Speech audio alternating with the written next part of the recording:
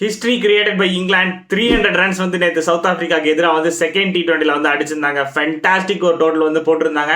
இதுக்கு முன்னாடி பார்த்தீங்கன்னா 300 ரன்ஸும் அடிச்சிருக்காங்க. ஜிம்பாப்வே பார்த்தீங்கன்னா ஒரு 344 ரன்ஸ் அகேன்ஸ்ட் கேம்பியா. அதுக்கப்புறம் பார்த்தீங்கன்னா நேபாள் வந்து ஒரு 314 ரன்ஸ் அகேன்ஸ்ட் மொங்கோலியா வந்து அடிச்சிருக்காங்க. பட் இங்கிலாந்து வந்து ஏன் ஃபர்ஸ்ட் டீம் நான் சொல்றேன்னா, அந்த ஒரு first team to score 300 runs against full team நேஷனுக்கு எதிராக வந்து அடிச்சிருக்காங்க. ஸோ அதுதான் வந்து இம்பார்ட்டன்டான பாயிண்ட். ஃபில் சால்ட் ஒரு அதிரடியான 140 ரன்ஸ் வந்து அடிச்சிருந்தார் ஓவர் 230 ஸ்ட்ரைக் ரேட்ல. தென் ஜாஸ் த பாஸ் அவர் தான் பார்த்தீங்கன்னா அந்த ஒரு பேஸை வந்து செட் பண்ணாரு. அவர் பார்த்தீங்கன்னா 80 ரன்ஸ் ஓவர் 270 ஸ்ட்ரைக் ரேட்ல வந்து விளாண்டுருந்தாரு. அதுக்கப்புறம் ஜாக்கோப் பத்தல் நல்ல ஒரு கேமியா, அவர் வந்து ஒரு 26 ரன்ஸ் நல்ல ஒரு ஸ்ட்ரைக் ரேட்லையும் வந்து விளாண்டுருந்தாரு. அதுக்கப்புறம் ஃபைனலாக பார்த்தீங்கன்னா ஹாரி ப்ரூக் ஒரு 40 ரன்ஸ் ஓவர் 190 ஸ்ட்ரைக் ரேட்ல வந்து விளாண்டுருந்தாரு. ஃபென்டாஸ்டிக். இவங்க எல்லாரும் அடிச்சனால தான் பார்த்தீங்கன்னா ஒரு 300 ரன்ஸ் கிராஸ் பண்ண முடிஞ்சுது. இங்கிலாந்து பவுலிங்லேருந்து எடுத்துக்கிட்டோம்னா ஜோஃப்ரா ஆர்ச்சர் ஃபென்டாஸ்டிக்காக போட்டு ஒரு 3 விக்கெட்ஸ் வந்து எடுத்திருந்தாங்க. சவுத் ஆஃப்ரிக்கா பார்த்தீங்கன்னா ஒரு 150 ரன்ஸ் தான் வந்து போஸ்ட் பண்ண முடிஞ்சது. அதில் பார்த்தீங்கன்னா கேப்டன் எய்டன் மார்க்ரம் மட்டும் வந்து ஒரு 40 ரன்ஸ் வந்து அடிச்சிருந்தாரு.